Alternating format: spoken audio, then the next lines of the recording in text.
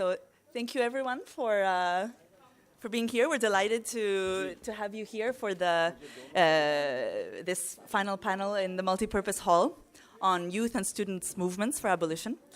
So it seems appropriate to be kind of ending on looking into the future with the youth generation.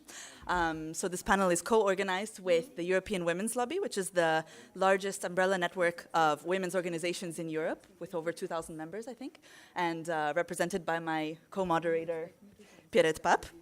And yeah, I think we can just hand it over to Pierrette. Thanks a lot. So I'm Pierrette. I work in Brussels at the European Women's Lobby, and I'm delighted that with CAP we organized this session on youth mobilizing for the abolition of prostitution.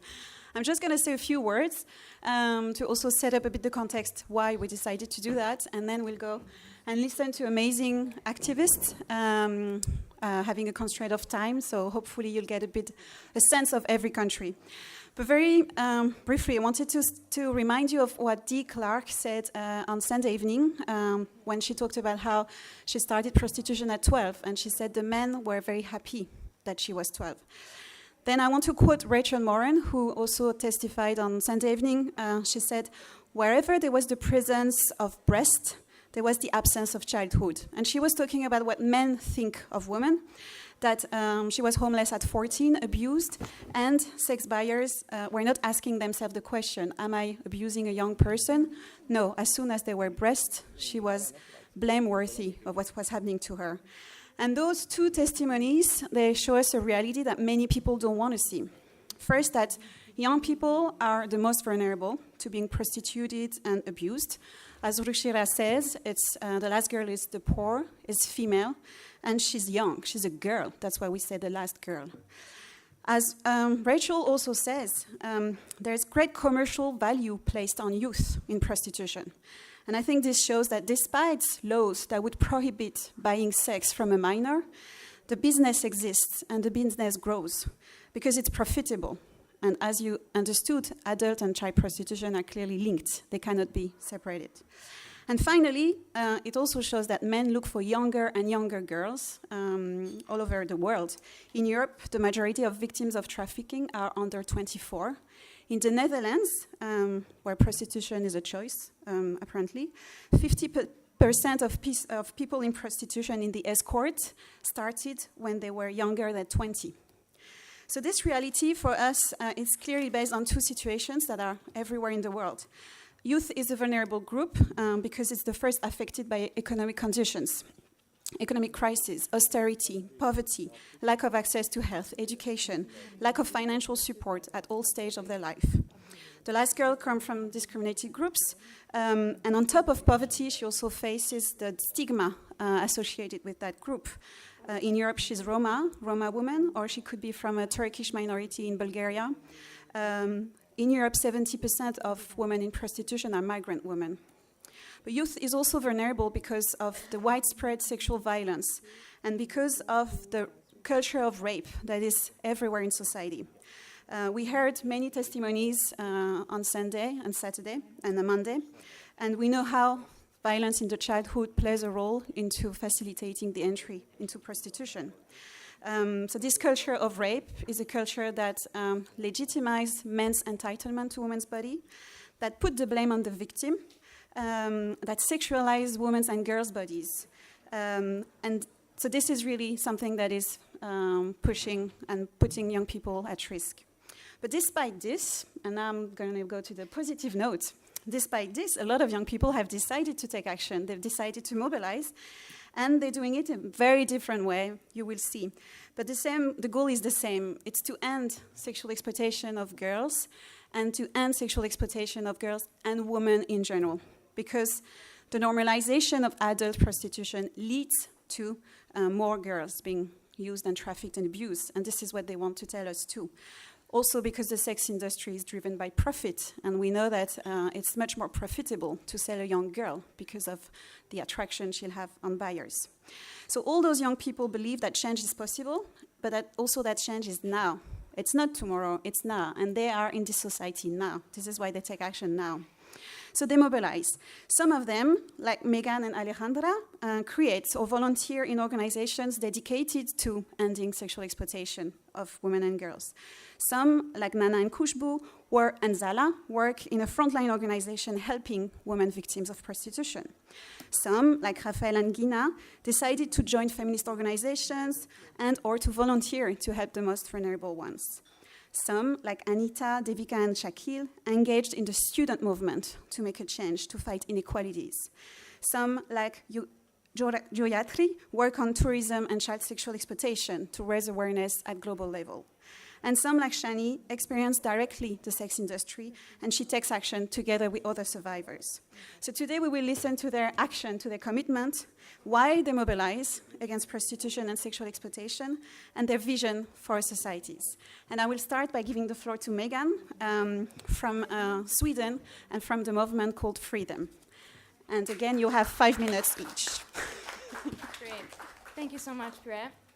Yes, my name's Meghan. I'm from Sweden, and I have the privilege of working with Freethem. We're a youth organization, and on top of that, I also work at a safe house for girls who've been prostituted or used in... Oh, sorry. You can't hear? No.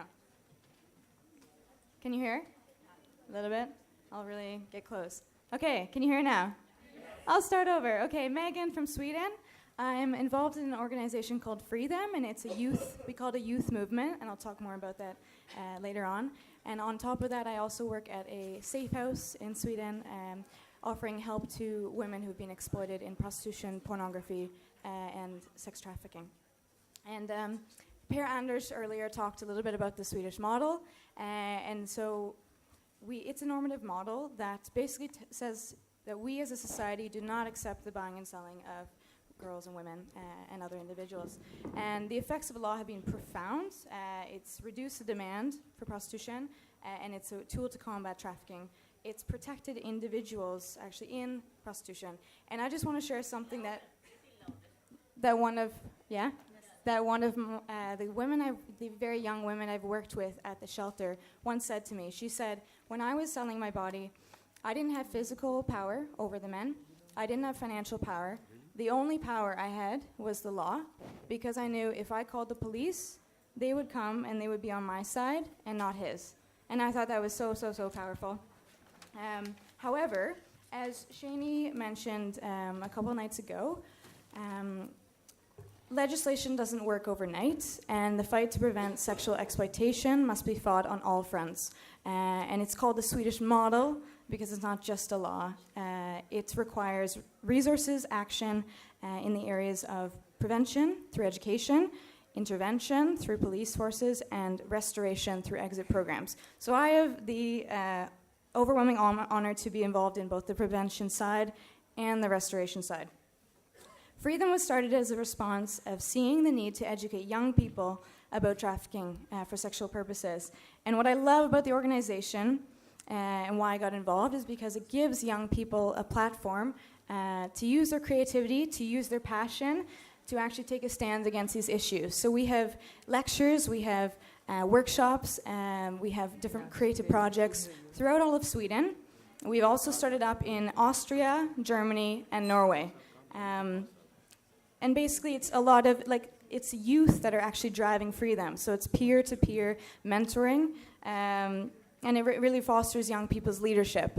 And Freethem thereby facilitates this positive change in mentality that Per Anders was talking about. So we want to really reinforce what the Nordic model is doing and be a part of the Nordic model.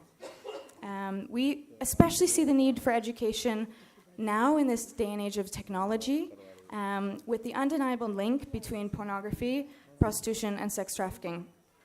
As some of the brave survivors have mentioned, pornography and prostitution, it is one and the same population. Okay? In research, it's been shown that about 50% of women in prostitution have also been filmed in pornography, and I can say that many of the girls I've worked with have also been used in pornography. And of course, their pictures, these films, live on. And so it's like a re-traumatization continuously. And even one of my girls, who actually mentioned earlier about the positiveness of the Swedish model, she was sexually abused by her stepfather. And she was actually groomed into prostitution by him showing her pornography that was about fathers and daughters. So it's also used for grooming. Furthermore, in Sweden, just like many other countries, actually worldwide, we know that young people, pornography has become young people's first sex educator. So in Sweden, the age of at which young people first, or young boys, first seek out pornography is 11. And we know that 96% of young boys, by the time they're 16, have consumed pornography. 10% watch pornography at least once a day. And these, again, statistics aren't just based on Sweden, they're also reflected worldwide. And what's astounding is that young people do not have adults to talk to. I don't think many adults are actually aware of the type of gonzo pornography that young people are now consuming. Pornography is accessible, it's affordable, it's anonymous. And 50 years of research demonstrates how porn instills attitudes supporting violence against women and leads to increased sexual aggression. So boys and girls are both learning that sexual aggression is something that's desirable and positive. Okay, and in addition, what's more is that pornography has been shown to be addictive. Okay, people, in order to kind of get the same dopamine kick over time, they require often more and more extreme content, which leads some to actually then go out and want to try out the sexual practices they've seen in pornography in real life, and often with women in prostitution. So in that sense, pornography consumption creates the demand, at least in part, for buying sex in real life. And what is more, Simon Hagström, he's part of the Swedish police, he's actually noticed a trend in the last number of years, and that is that more and more young people, young boys, are purchasing sex in Sweden. So 14, 15, 16-year-old boys in groups are actually purchasing sex. And that is something he's not seen, 10 years back when we, anyway, had the Swedish model. So Freethem wants to combat this backlash against the Nordic model that is porn through education, through inspiring youth. And I'm so encouraged that there's so many youth in this audience and that have been here in this weekend, because you are the future, and we really believe that that it's through you that you are going to make the change. And regardless of what kind of law we have, it's up to you to make that change. And I would love to see a Freethem in India. If anyone's interested in starting one here, please come talk to me. And as Gavin said, let's not give politicians a chance to not do something. Thank you so much.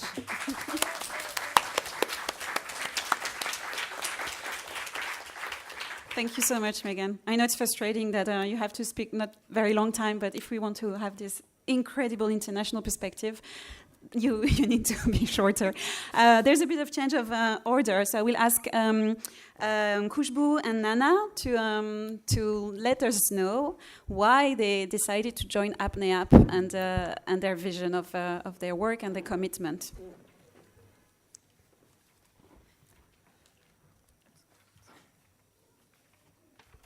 Hi, before I start, I just want to read out few lines which I wrote with my experience while working with Apne.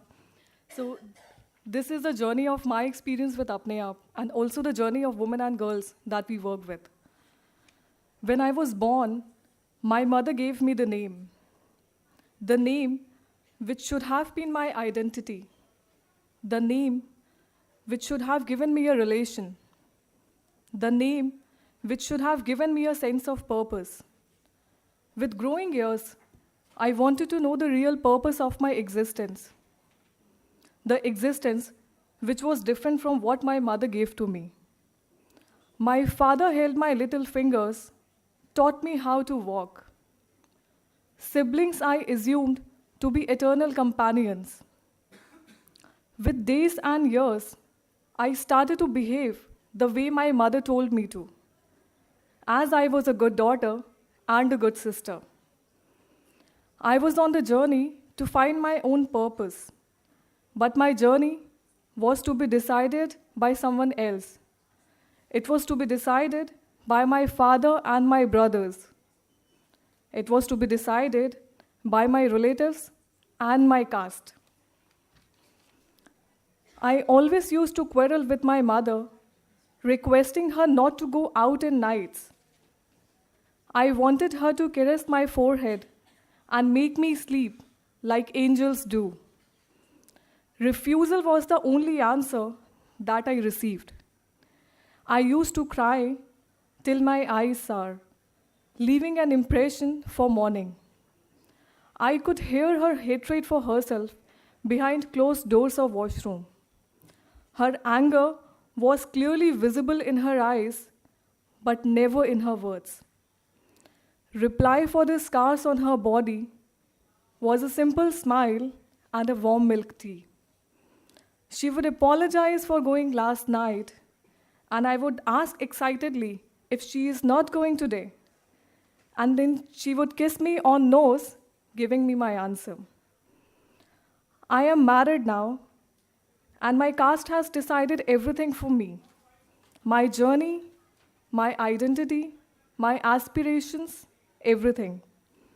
I still hear the anger, tears, unsaid words in bathroom.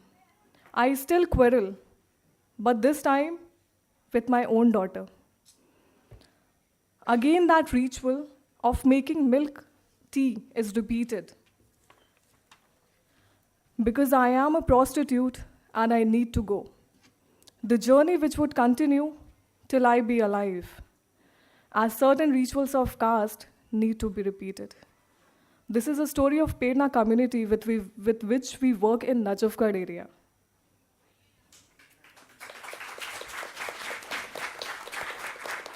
So I would like to give a small description with which the community that we work in Najafgarh.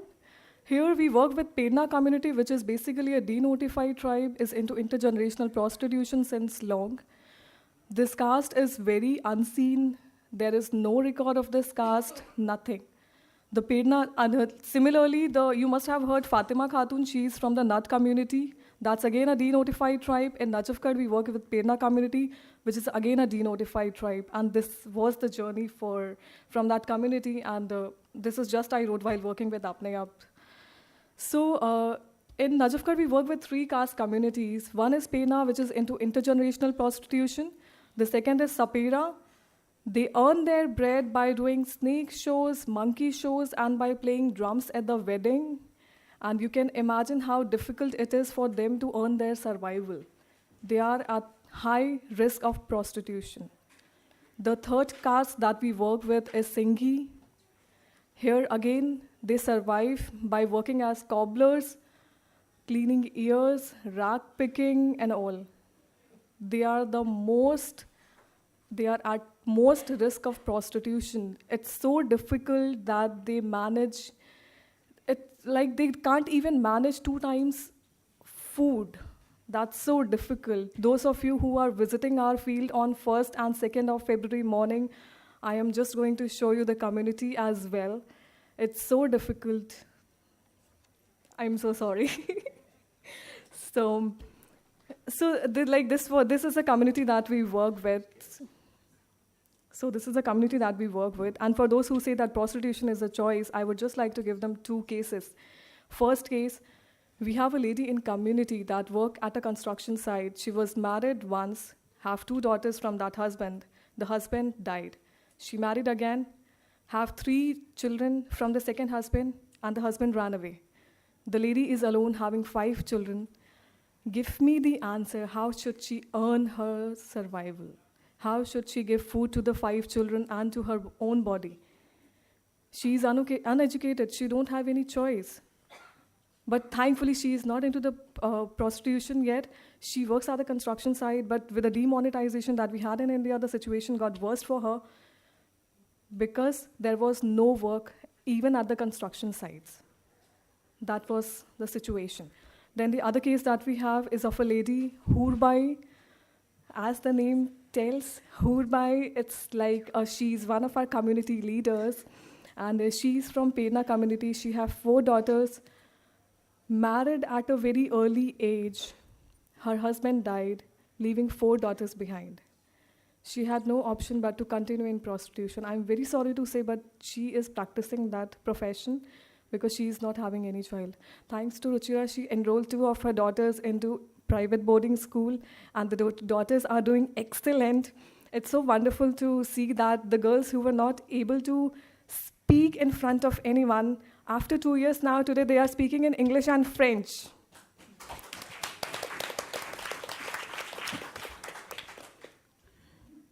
Thank you, Khushboo. Okay. I'm sorry. So, Thanks a lot. so how is okay, I'll just compile. So at Apne, like we feel that education is the medium, and we have adopted 2 schools in Najafgarh, and we like do all the art and craft sessions, storytelling session, open mic session, so that we could like give confidence, give them exposure, as we believe that opportunities are supreme. So we are giving them opportunities to brighten up their lives and the community. Also, we believe that in gender equality, since long we have been focusing only on women and girls, but we now feel that it's not important. It is important that we focus on both boys and girls. We can't have the development without focusing on boys. We need to empower girls, but we also need to sensitize men and need to give them education. Thank you. Thanks a lot, Khushboo. Okay. I need to pass the floor to Nana now. Thanks. Nana. My name is Taunana, and I have been with Apne since 2014. And actually, when I joined Apne, I had, to be honest, I had no idea about this pro-legalization or anti-legalization. I came here with an open mind to learn new things. Now I work here as a media person, and I have been collecting, editing, and bringing out our monthly newsletter, which is called Red Light Dispatch. It is by the survivors and for the survivors. Here in Delhi, my colleague Khushboo, actually, she has told a lot about the Perna caste, Tapera caste, and Singhi caste with whom we work here in Delhi. So here I would like to say that here in Delhi, I accompany journalists to the field. I take them, I brief them about what we do, how we intervene. And actually, I try to give them the background information about the Perna caste also, specifically Perna caste, how they are into intergenerational prostitution. And many times it's very difficult because the journalists who approaches us, especially the electronic ones, don't mind if you are here, especially the electronic ones, they tend to become a bit concerned about the fact that the women cannot express their emotion in front of the camera. To be precise, cry in front of the camera. It was like once in the middle of the interview, a journalist took me to the corner of the room and said, "How come they're not crying?" And I was like, what? I could not say anything to her, that person, actually. And then here my point is that I meet so many people in a day. If someone asks me, "How are you today?" my automatic and programmed response will be, "Of course, I'm good." I would not say that I'm devastated or I'm dying inside. To get such kind of response or similar reply, one has to be able to make that person feel comfortable, understand them, be sensitive to their need. So here, to the journalists especially, and the people in common in general, when we are dealing with these people, I believe that we all should have this idea, especially, with whom we are dealing with. The community with whom we are dealing with are Prerna community. I'll specifically say about Prerna community, are into intergenerational prostitution. They have not been able to come out, not even to us, speak, express their emotion, real emotion. They have not been able to do that to us also. So to speak that in front of public, that's a lot. We have just 2-3 people in our community who comes out and speak, who has that courage to speak. So I would like to say that these are the women who are trapped in intergenerational prostitution, and knowing them is not enough. We have to understand them, understand their community, understand the background, understand the fact that the biggest threat or the enemy is not an outsider. It's their very own identity. We have to understand that fact.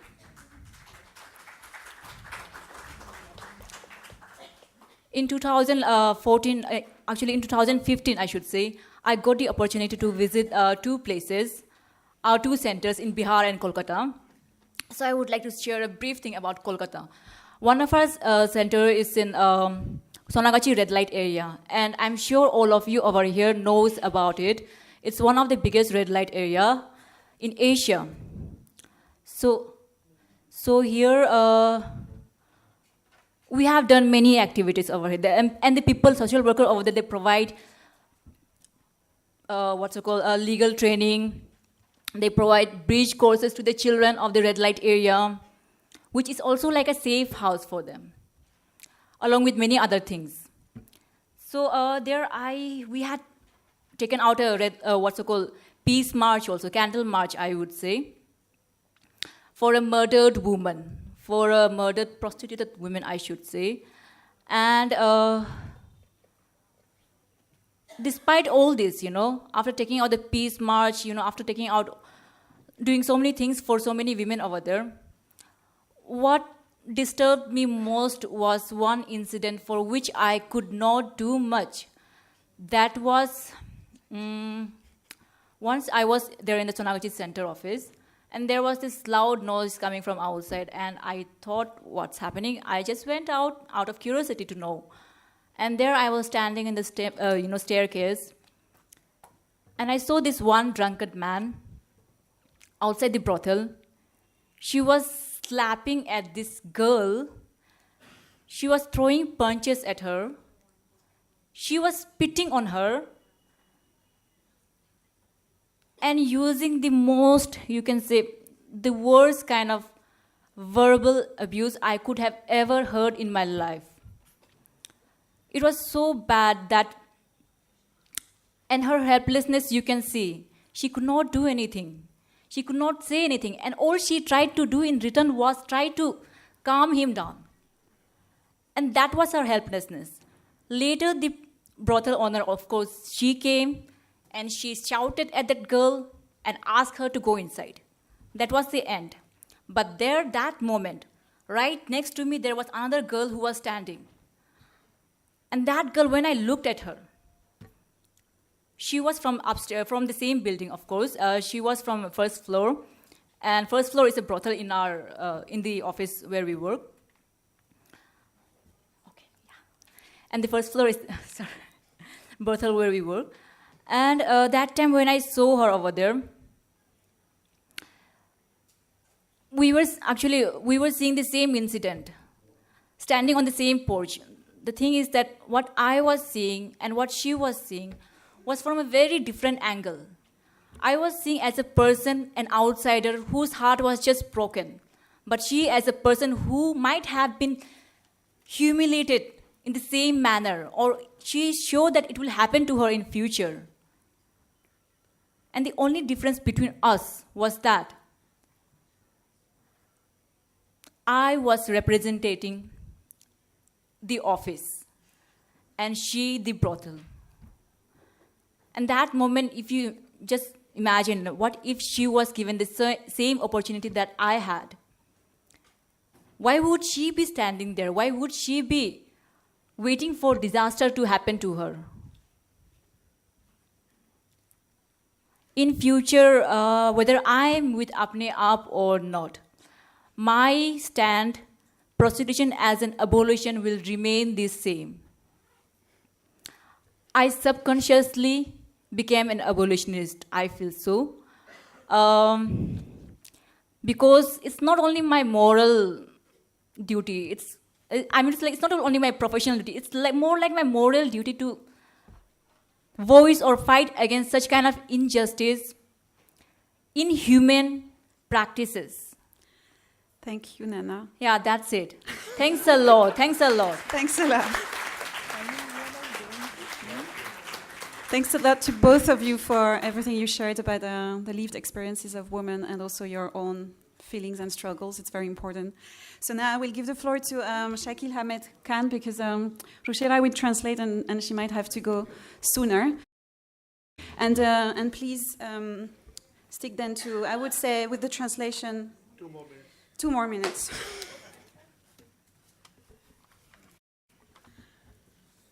I have 2 powerful poems from 2 very progressive poets of India.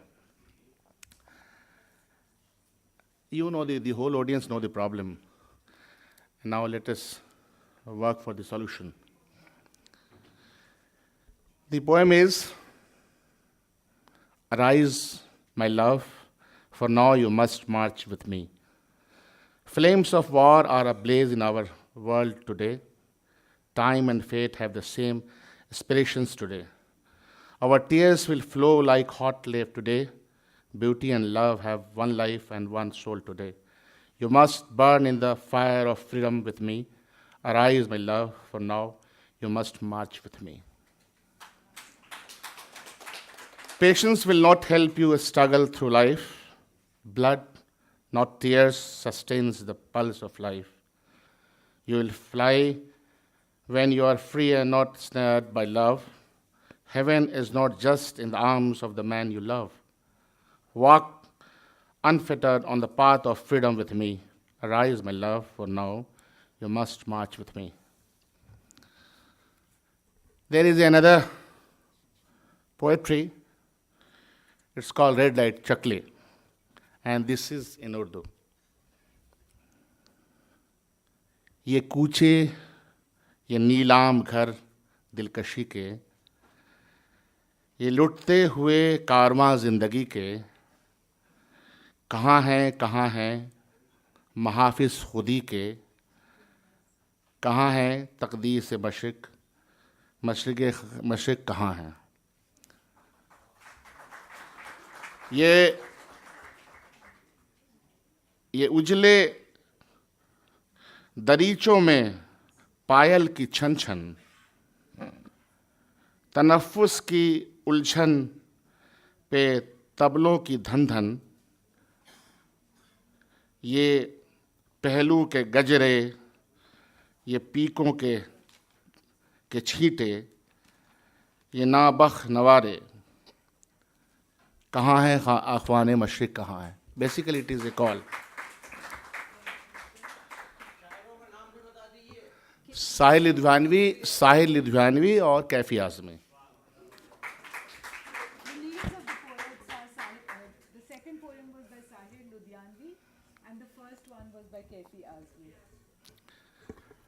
मैं आज बहुत खुश हूँ कि 20-25 सालों के बाद मैं इतने यंग क्राउड में बैठा हूँ। I'm very happy that after 20 or 25 years, I'm sitting with such a young crowd. और मुझे इस बात की भी खुशी है कि रुचिरा गुप्ता मेरे साथ हैं, जिनसे मेरी पहली मुलाकात जब बाबरी मस्जिद का डेमोलिशन हुआ था और मैं यूनियन प्रेसिडेंट था JNU का। उस ज़माने में जो हालात थे मुल्क के, उस ज़माने में जो हिंदुस्तान के हालात थे, जिस तरह से एक आइडियाज़ का डेमोलिशन हुआ था, उस वक्त रुचिरा जो है, जिनको मैं हिम्मत वाली औरत बोलता हूँ, उस वक्त जो इन्होंने हिम्मत दिखाई थी, तो हम सब लोगों ने इनको JNU में बुलाया था और एक शाम रात भर हम लोग बातचीत करते रहे, इनका टॉक पे हुआ था। वो दिन है और आज है। रुचिरा और हम सब लोग अपने अपने तरीक़े से इस समाज को सुधारने का काम करते रहते हैं। I'm also very happy to be with Ruchira Gupta, who I met in 1992 after the Babri Masjid was destroyed, and I was student president of the Jawaharlal Nehru University, and we had invited Ruchira to come and speak about her experience at our university. And she spoke to the students, and we stayed up all night. And it took a lot of courage at that time to speak up, because mobs and public opinion and all had been mobilized against her and against journalists who were speaking up. And from that day to this day, both Ruchira and I are still fighting against injustice, so I'm very happy to be here. मैं उस दिन का ख्वाहिशमंद हूँ, वो सपने देखता हूँ कि जब से ये प्रथा, सुनने में आता है कि ये प्रथा जब से दुनिया बनी है तो कई प्रथाएं पहले दिन से आ गई हैं एक्सप्लॉयटेशन की। मैं ये सपने देखता हूँ कि वो दिन कब आएगा कि ये चीज़ें हमेशा के लिए ख़त्म हो जाएंगी, लेकिन मेरा विश्वास है कि इस तरह के कन्वेंशन से और हज़ारों लोग इन कामों को कर रहे हैं और इस प्रथा के ख़िलाफ़, इस जुल्म और तशद्दुद के ख़िलाफ़ जो अपना काम कर रहे हैं, मुझे पूरी उम्मीद है कि एक न एक दिन वो आएगा जब ये प्रथा इस ज़मीन से हमेशा के लिए समाप्त हो जाएगी। The prostitution system is very old, just like other systems of exploitation. But I am convinced that as long as we keep meeting and organizing, this injustice will end, as will all other systems of exploitation.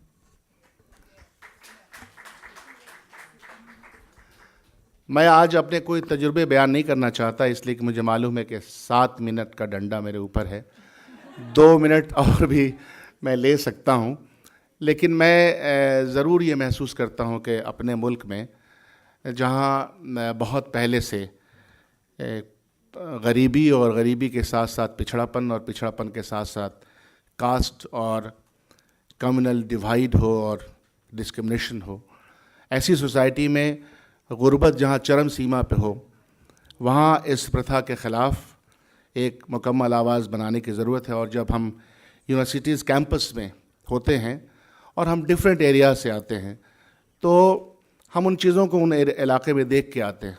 हमारी ज़िम्मेदारी ये बनती है कि ज़्यादा से ज़्यादा campuses में इन समस्याओं के ऊपर बातचीत हो, डिबेट हो, डिस्कशन हो। JNU वो फोरम हुआ करता था और आज भी है, मुझे उस पर बहुत ही फ़ख्र भी है, गर्व भी है कि मैं वहाँ से निकला हूँ। लेकिन अब कैंपसेस में ये बहसें कम होती हैं दूसरे कैंपसेस में उसकी। So at a time when inequality is growing, and in India we have more extreme poverty, which is also linked to caste system, these kind of oppressions are becoming more invisible. Earlier on campus, it was possible to raise issues like this and debate them. But now, even in the college which I am from, Jawaharlal Nehru University, which is famous for debate and conversation and dialogue, it's much harder these days. And I'm proud of my university, but I have to mention that the times are changing. लेकिन हमको लगता है कि इसके साथ साथ जो आज की सरकार है, अगर पॉवर्टी से लिंक ये प्रथा है तो पॉवर्टी एलिवेशन के प्रोग्राम में बजटरी कट क्यों होगा? ये आई नो। तो पॉवर्टी एलिवेशन के प्रोग्राम में अगर बजट कट होगा, वुमेन और चिल्ड्रन डेवलपमेंट के प्रोग्राम में अगर बजटरी प्रोविजंस कम होंगे, एजुकेशन में बजटरी प्रोविजंस अगर कम होंगे, तो मुझे नहीं लगता है कि इस गवर्नमेंट की नीयत में किसी भी तरह से किसी भी एक्सप्लॉयटेशन के खिलाफ लड़ने का मादा है। The biggest danger and the challenge is that this government has steadily been cutting budgets for women and children, budgets for education, budgets for anti-poverty programs. And if that continues, then how can we at all take on issues of inequality and this system of prostitution? So I have 7 suggestions now. This is the final. For suggestions are important. So my suggestions would be awareness program in the urban and rural education campuses by the student leaders, obviously. Sensitization program for the political parties and whosoever are in politics. They should, address this issue publicly. Higher budget for education and poverty alleviation program. We must emphasize that. Create a parliamentary forum also, a legislative forum. So if that forum is organized or formed, it will help us. And let us make an agenda, open agenda for all political parties and all public opinion person or whosoever is working in the field of politics or social awareness. This the focus agenda should be there. And there should be a network of, Ruchi, of these agenda everywhere, because thousand and thousand organizations are working, but there is no networking. And there should be a Jan Sunwai kind of thing, victims, if they come, we collect the victims, and if a kind of Jan Sunwai, then it will actually benefit the organization and benefit to eradicate such menace. Thank you very much. I have taken 2 minutes. Shukriya. Thank you so much. Thanks a lot for sharing your experience and the solutions, which is really good to hear. I'm now giving the floor to Raphaëlle from the French organization Osez le féminisme. Yeah. Hi everyone. So I will try to make it really, really quick. So I'll be passing every greeting that I'm supposed to do, but do know that I'm really all about joy and gratitude for this congress and meeting, but I will try to express it later. You don't hear me enough? Okay, great. Do cheer at me. So I need to say that because this is one of the key points of this meeting, that I'm really, really especially thankful to all the survivors that told us their stories with so much strength and so much courage, and this is such an inspiration for us. I'm here on the behalf of a wonderful organization, I do believe so, that gathers women to act collectively to claim our rights. And this sense of collective action and sisterhood, I found it back here in New Delhi with all of you. But this is not a surprise. After all, we are all with the same goal, which is abolition of prostitution, and which is this huge battle that we are confronted to. Abolition is really all about the courage it takes to stand up against prostitution and all the system of systematic violences against women, children, and girls. And it takes a lot of courage because every single day of our lives, since we are born, we are taught to be accepting prostitution, to accept patriarchy, that we should embrace every domination, and we are trying to do otherwise. So when Osez le féminisme, my organization, we can translate with the name like dare to be feminist, dare to be a feminist. Just go for it. You need that. You need your rights. You need to battle for your rights, because if you don't do that, no one will do it for you. So when Osez le féminisme was created, I was about really a lot of joy. I was really about, oh yeah, finally one organization that can tell me that I was right. I was right to be angry because I was not supposed to speak I or a lot because I was a girl. I was right to not love pink if I did not love pink. I was right to play football and not understanding why I couldn't be being upside. So I was right, and I've got this opportunity to make my voice being heard. And because it made perfectly sense, my organization is abolitionist. And because as being a generalist organization, a generalist feminist organization, we addresses every issues that women face, and especially economical, political, cultural, social, and sexual violences. And all of these are part of prostitution system. So it just was perfectly logic for us to be abolitionists. Because prostitution is both a cause and a consequences of patriarchy.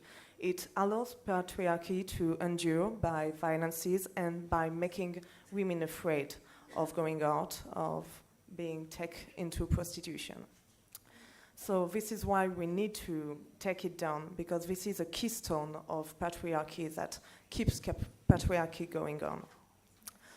When we started the debate in France about abolitionist law, Osez le féminisme, with other organizations, decided to launch a coalition of young people with feminist organization, youth organization, students organization, and even high school organization.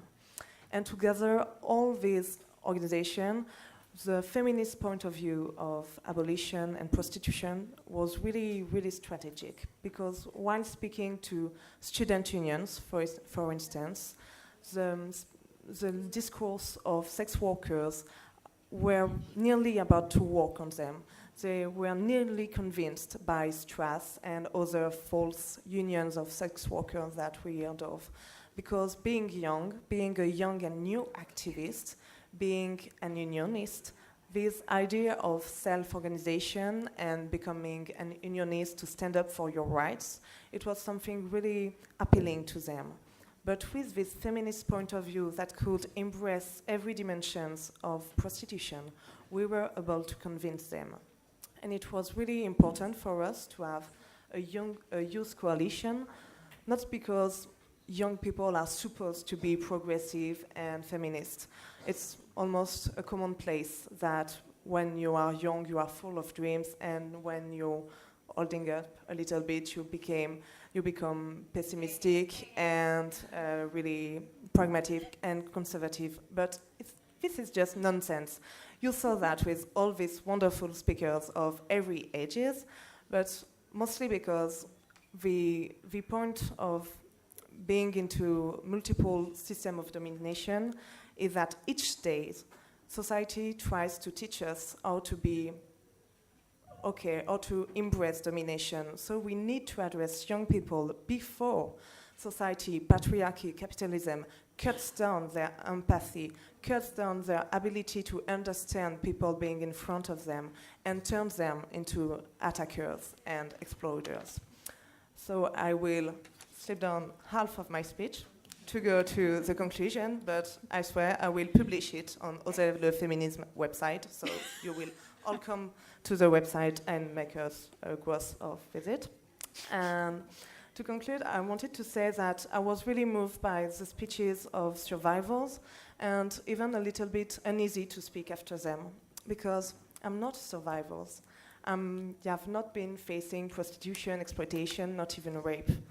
But in fact, we need to be together to struggle this fight, to go against patriarchy and prostitution, because even if we are not survivors, we are all warriors against patriarchy that every day, in every field of our life, from economic unpaid salaries, from stereotypes, try to make us shut down and not stand up for our rights. So even if we are not survivors, we need weapons. We need to get together with our organization, our sisterhood. And I will just finish with this amazing sentence of Andrea Dworkin that wrote that she wanted 24 hours without rape. Yes, because one of the part of my speech explaining why rape, prostitution, it's all the same. But so about rape and even prostitution, she wanted a truce, just 24 hours without prostitution or rape. Yeah, I do want 24 hours without rape, but I want more. I want to win that war. I don't want just to stop fighting. I just want peace. What's come after war is what we will have won, prostitution. We've got peace, and we've finally got safety and peace for every woman. Thank you. Thank you so much, Raphaëlle. Thanks for this call for intergenerational solidarity. To that, I'm going to give the floor to Alejandra. Good afternoon, everyone. I'm Alejandra Stella. I come from Spain. And let me just start by saying how thrilled and honored I am to be here as a representative of the Youth for Abolition movement. So my journey against sexual exploitation started when I was really young, because my family has been working against this for several years. My grandfather founded a foundation. My mother, who's right here, has been working for so many years against sexual exploitation. So since I was a little girl, I was told that no one could be bought, no human being can be paid for in any way, and that it's an attempt to human dignity. So to me, as I got older, this really struck me, and I thought, I can't just stay like this and let this happen without me doing anything, because the solution is not going to come alone. I need to do something myself. So I thought that if this is something that kept happening and happening, it was because there was such a lack of awareness and people really didn't know what was going on. I grew up with a chance of knowing how the real situation of prostitution was, but many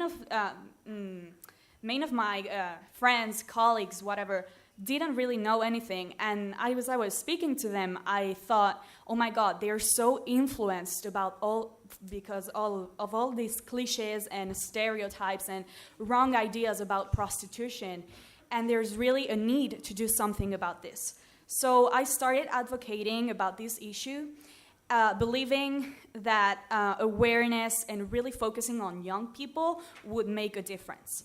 So this is how I started working at the Cell Foundation. When I was around 15 years old, I worked doing awareness through young people. I also joined a group of young leaders called the Young Network Against Prostitution, and we reunite once a year at the Vatican City. Last year, we started this project in Spain, in Madrid, called CAES, which is the organization that I represent today. And we reunited as a coalition of several youth movements against prostitution to start making things move and happen and change a little bit in Spain. Let me just brief you out really quick about the situation in my country, because it is a catastrophe. We are the third country in the world in terms of consumption of prostitution, and we are pretty small. I mean, we are only 15 million people. This is just unbelievable. And to me, I just cannot let this happen in my own country and have my friends not knowing what is going on. In my country, there are more than 45,000 locals, brothels dedicated to prostitution, and more than 90% of these prostituted persons are victims of sexual exploitation. It generates more than 5 million euros a day.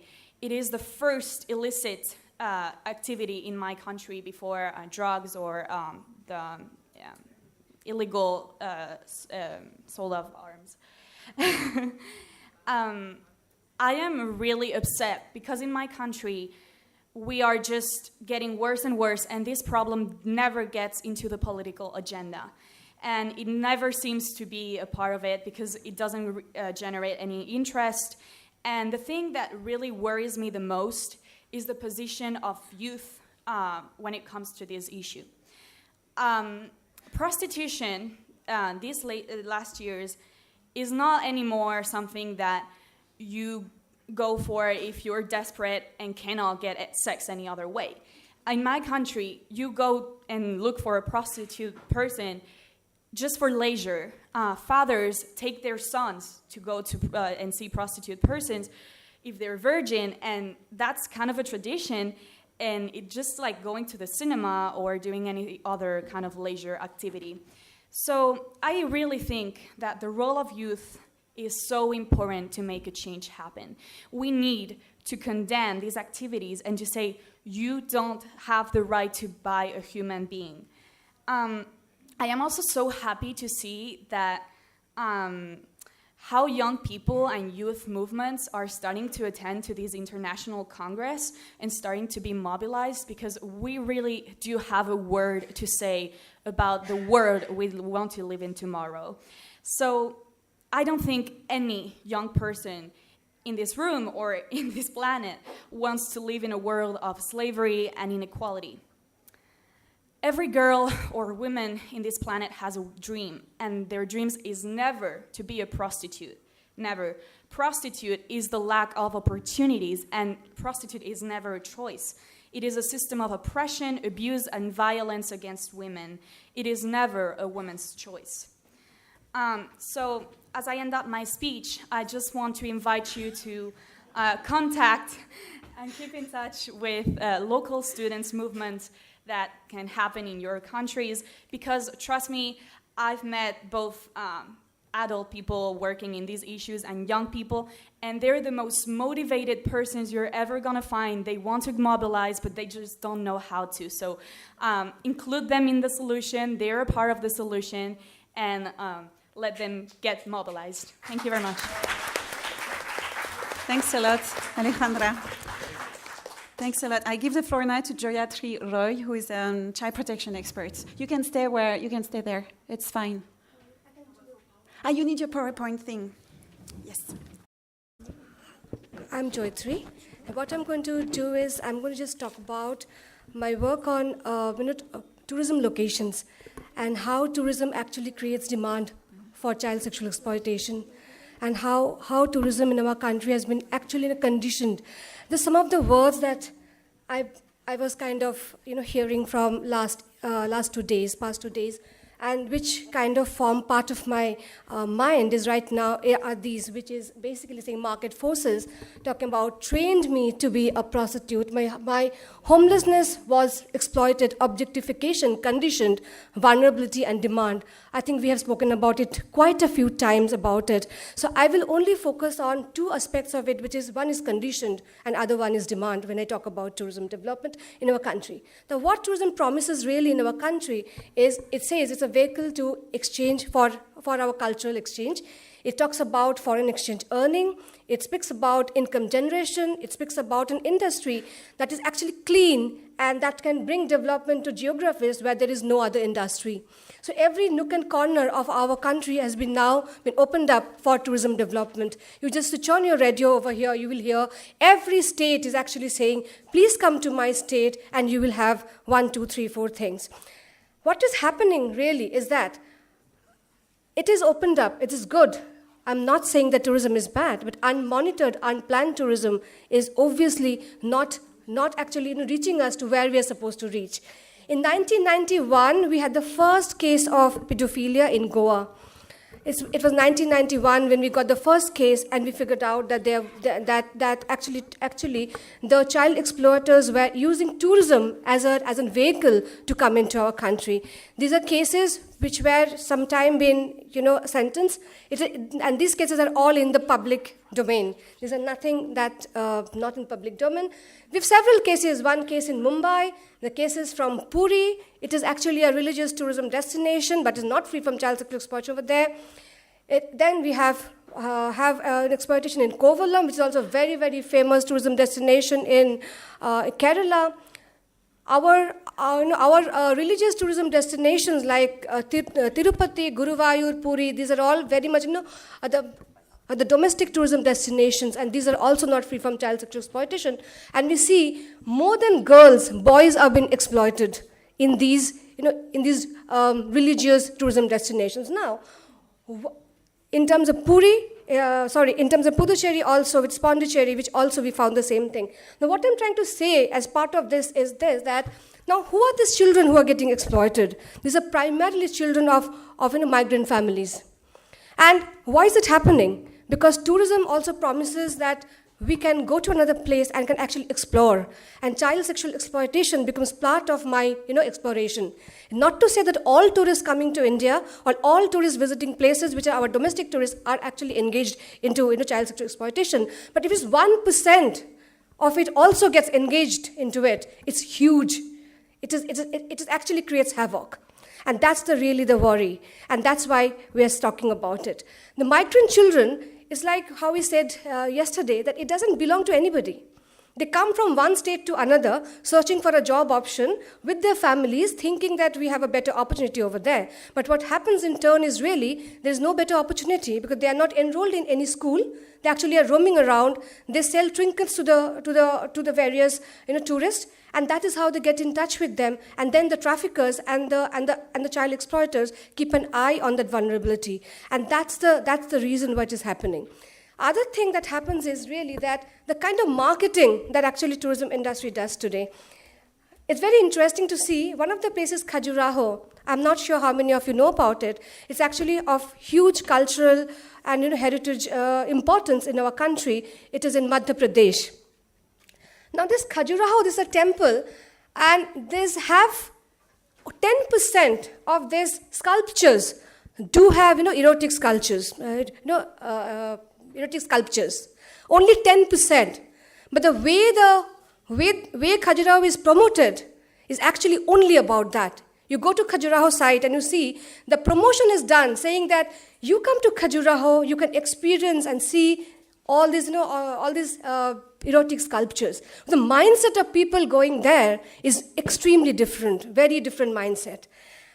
Similarly, you go to Konark, which is again in Puri, which is actually have 24 wheels, and each of these wheels actually have, sculptures which are actually erotic. And each of these wheels, which is 24 wheels, all of these have the same kind of sculptures, but the promotion is very different. It says it's a sun temple.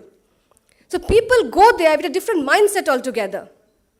So the way you market a kind of a destination, it creates demand for women and children to be exploited sexually. Your demand has been created very differently, the way you promote that particular destination.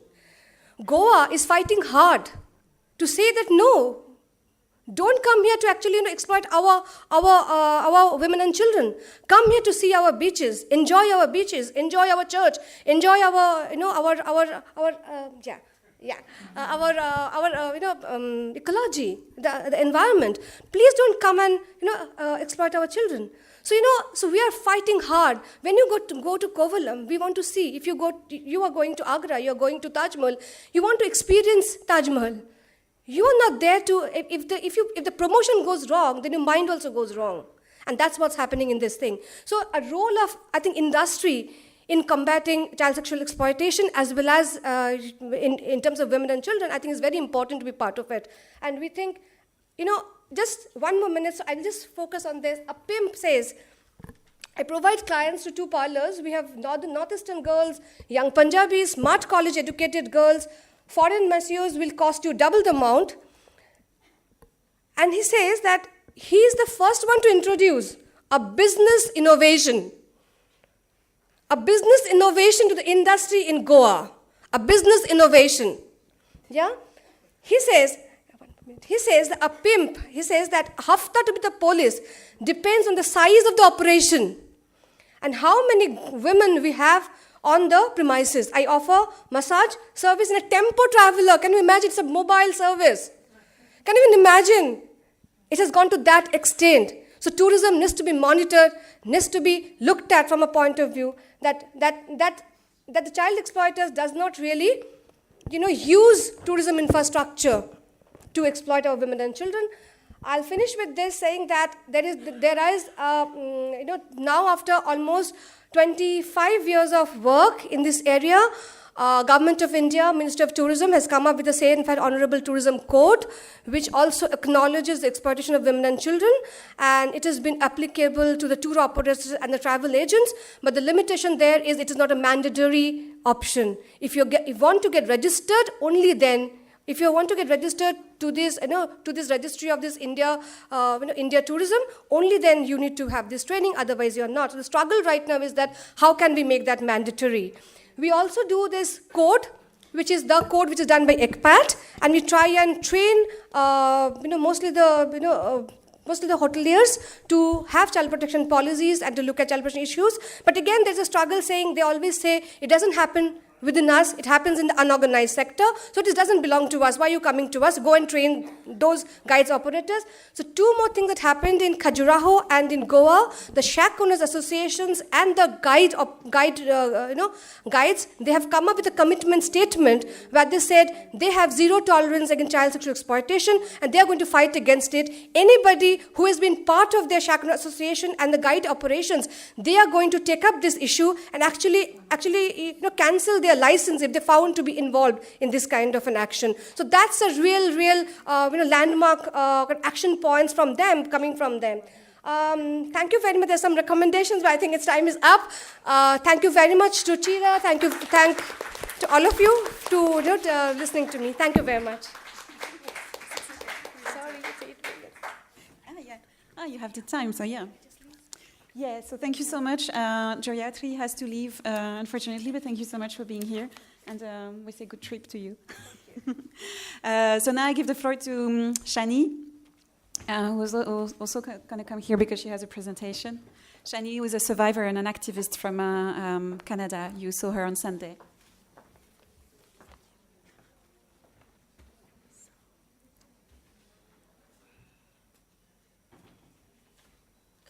Perfect. So hi, I'm Shanie Roy, and I'm a survivor, as has been said, but I'm also a community worker and a law student, especially labor and social rights. I'm from Canada, specifically Quebec and Montreal. So I'm sorry, like everything is rolling, so you're not supposed to see everything, but you can, if you don't understand me, you can read. So thank you so much for the invitation. I'm really, really pleased to be here. And also thank you to Apne and CAP International also for bringing me here. And thank you to all the people who've come to the Congress and to the speaker also.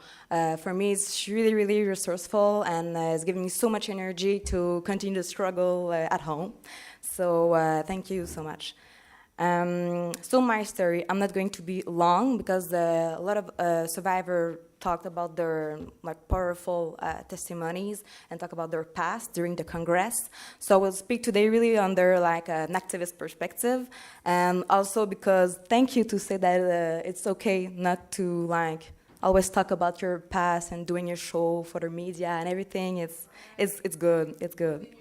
Yeah, absolutely. So 5 years ago, after I exit prostitution, I became active in women's movement, as it offered me the possibility to, fight against violence on women and girls, but also other forms of violence, because they're all linked. So in fact, activism is my therapy, because I can at the time, thank you. The government didn't really recommend it, and it's not really funded, but I'm working on it. But yeah, I can work on my psychological and everything, health, and doing individual work. But if society still continue to promote the sex industry, it's counterproductive. So that's it. And so I decided to work with LACLE, who's an organization in Quebec. And I also co-found the CAF. It's in French, so I'm not going to say you, but it's a group of survivors in Quebec. So I'm going to do it really fast, but laws in Canada regarding prostitution, we adopt laws inspired by the Nordic model in 2014. But it's not really well applied. So I'm just going to highlight some points.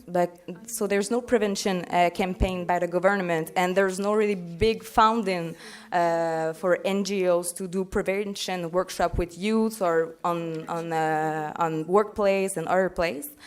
And there's no specific services that have been implemented for a prostituted girl or a woman who have also exited.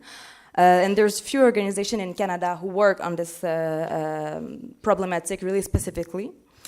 And there's really few also politicians and officials who take a stance for the Nordic model. So we have adopted, but it's really symbolic, totally, sadly. I think that with all the presentation already have been done, you can understand what is important for youth and student movement to fight for the abolition of prostitution.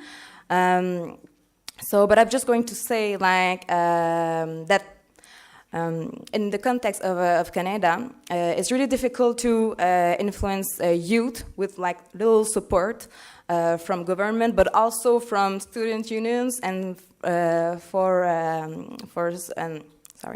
it's difficult to have support from other NGO and also feminist movement and also all the progressive movement. It's really a taboo subject, sadly.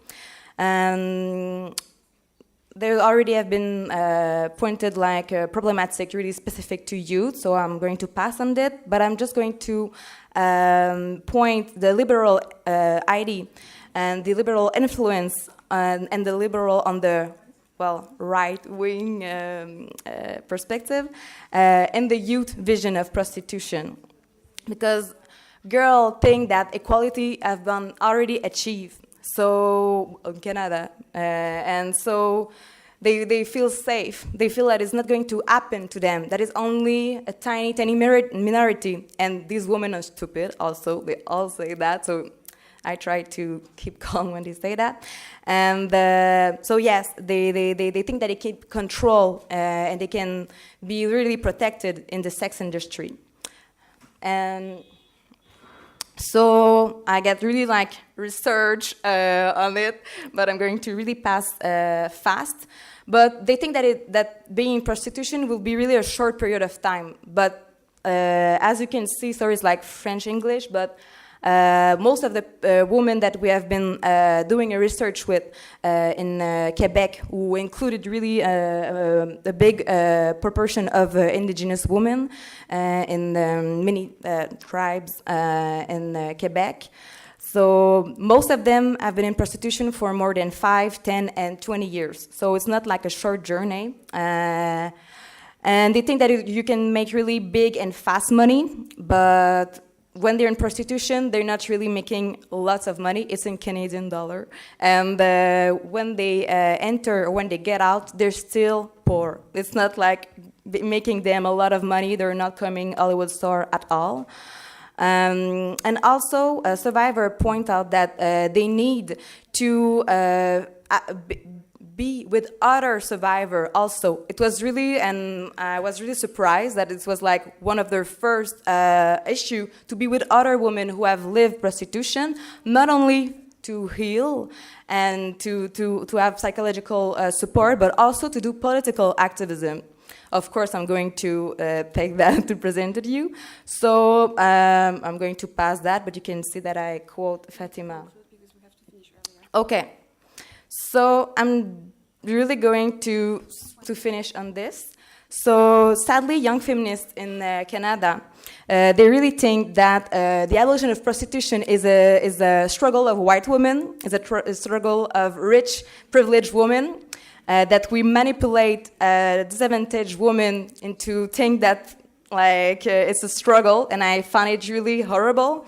And I just want to say that that please, I know that survivor and activists in the South and the East and other exploited countries absolutely don't need my advice on how to fight oppression, and they believe in abolition of prostitution, even if I'm saying that is okay or not. So I just want to like say this, and I think that it's really to think that sex worker, like in disadvantaged country, the so-called sex worker, it's a way for them to empower their condition and to like liberate themselves. I think that it's really racist, and so I'm sorry. I'm just gonna finish with some protest picture, because we also fight sexual tourism for a race car that is called the Grand Prix. So it was organized during the student strike in 2012. Other picture is the end. Thank you. I'm sorry, it's not my style, but we have to leave this room in 12 minutes, I heard, and we have still 3 speakers. So the whole program being delayed, it's kind of, we are the victims of it. So I'm asking now Ghina to let us know in 3 minutes the main messages she wanted to convey today from Lebanon. Hello everyone, can you hear me? Yeah. Okay. So my name is Ghina, I'm from Lebanon, and I'm a social work student. I've been working throughout my university years on different gender issues, in which I worked on prostitution. And the reason I'm motivated to work on prostitution is because I personally think that prostitution is another form of extreme and structured violence against women, and I'm always concerned with violence against women. I'm going to share with you 2 experiences I had in working on the issue of prostitution. One that wasn't very successful, and I'm going to state why, and the other one which I'm more pleased with. The first one was at university. Last year we established an intersectional feminist club, and we have done tremendous work on different gender issues. But when it came to prostitution, very few of us were abolitionists, and the rest were not. So we, the abolitionists, thought that we should address the issue and raise awareness on the issue of prostitution as trafficking and sexual exploitation. But the majority thought it should be regarded as sex work, and that's why the few abolitionists among us were silenced, and we disregarded the issue and never worked on it. The other one, which was a better experience, is my first field placement, which I had with CAFA, a member NGO of CAP. And during my field placement, I created a proposal on how to reach out for women in prostitution in safe and effective ways. I thought that it would be easier to create an exit program or design rehabilitation and reintegration, but the harder part is to actually reach out for women in prostitution. And that's because in Lebanon we have Article 523 of the Lebanese Penal Code, which criminalizes women in prostitution. And these women would not have the courage or the trust to actually go out and ask for help, or fear of being prosecuted. That's why I thought it would be so important to find ways to reach out for these women without jeopardizing their lives or the lives of the social workers working with them.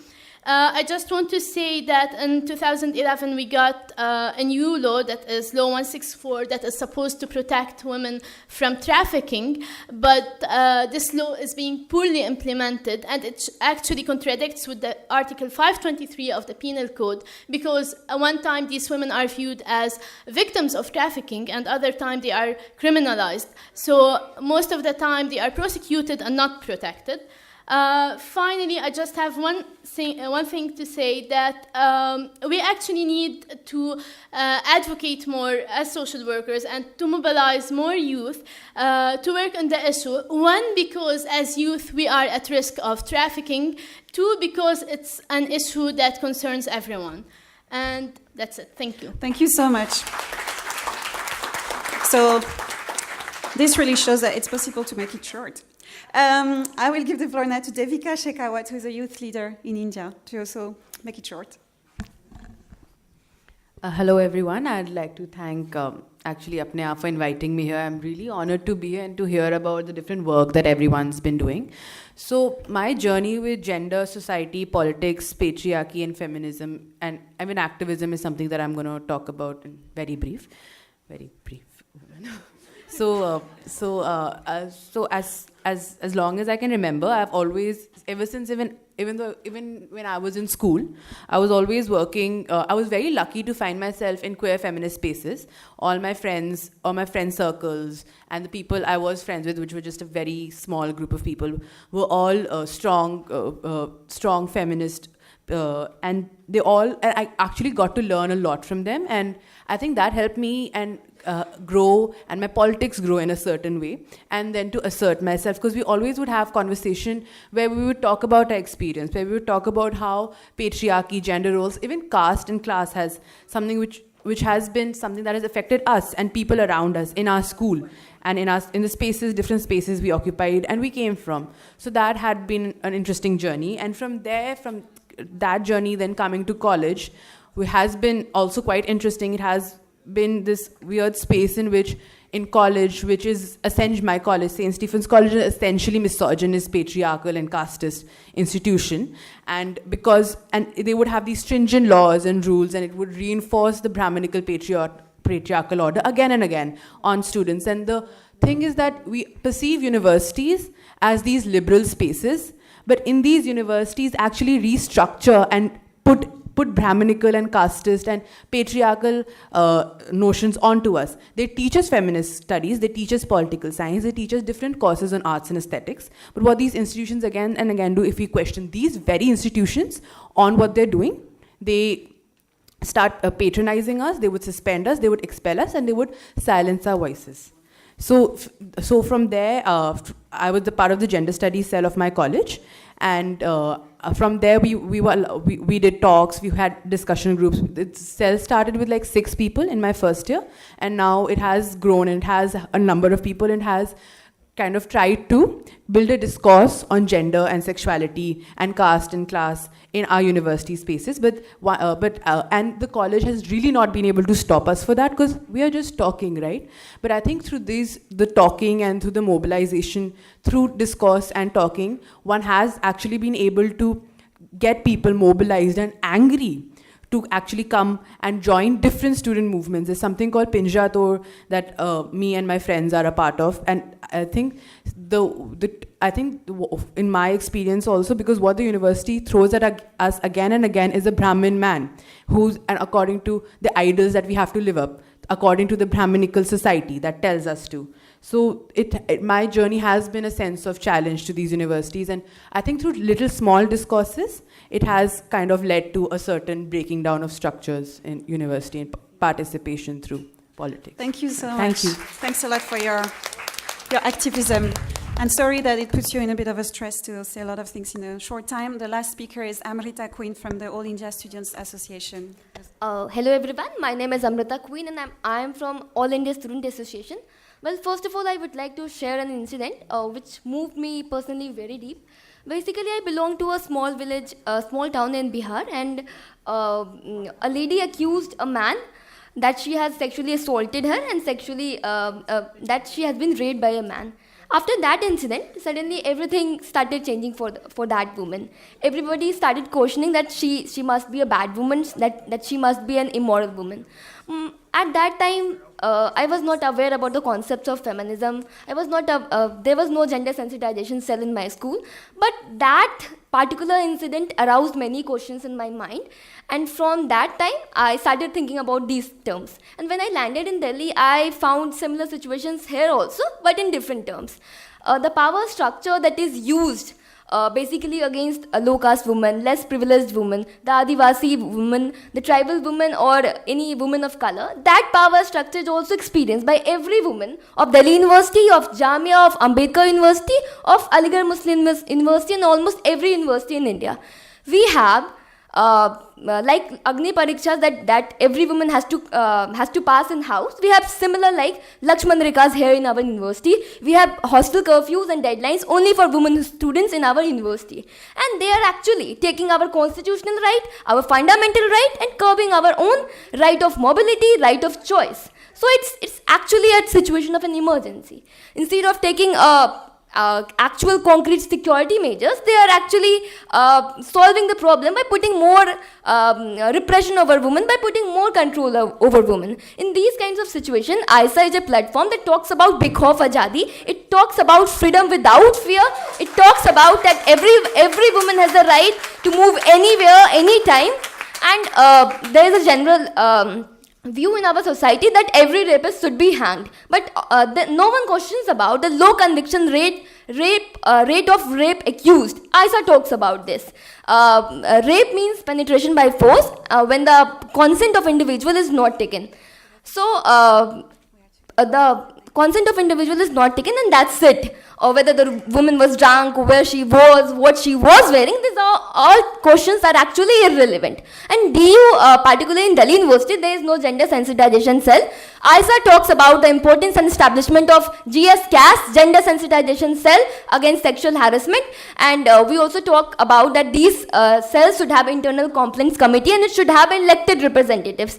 It should have its own constitution. It should have confidentiality clauses, so that if anyone reports about any cases, it should be confidential within the organization only.